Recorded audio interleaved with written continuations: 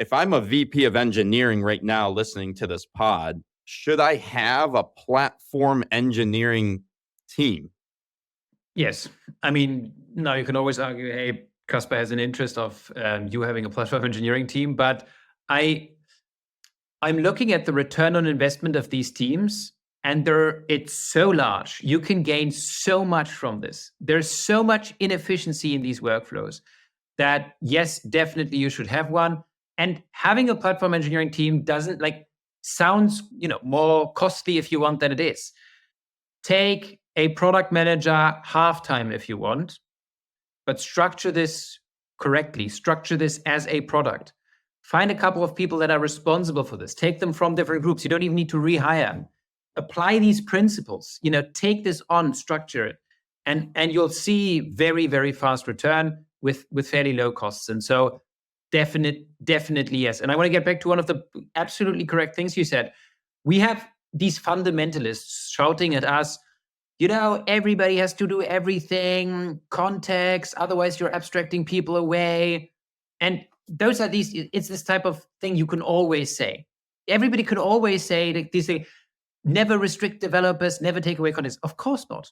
But that's not the idea. Like, platform engineering is not about taking context away. The contrary holds true. It's about providing context. If you're looking at 700 different script formats, that's not context. That's cognitive overload. You don't win anything. And so that is really our industry is the only industry that is not actually driving towards specialization. Since medieval ages to now, every industry has always specialized. We're the only fucking industry in the world that is actually working against specialization. And where I really have a problem with these fundamentalist approaches or viewpoints is that many of them just have never really worked at scale. And scale for me means production grade 250, 300, 400, 500 engineers over a longer period of time.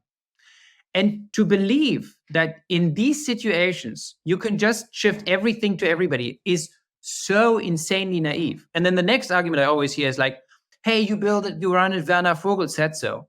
I mean, let's pause and look at the situation where Werner Vogel said that. He said that in a blog post, 2006. That guy was in the CTO position he was director of research for 12 months. Before, he was a researcher. That guy had never worked at scale. And Amazon's teams at that point were a couple dozen developers. The sentence that this guy said in 2006 says nothing about the reality of a bank in US East with 2,500 developers that's drowning in policy. It's just naive to say that. It doesn't make sense.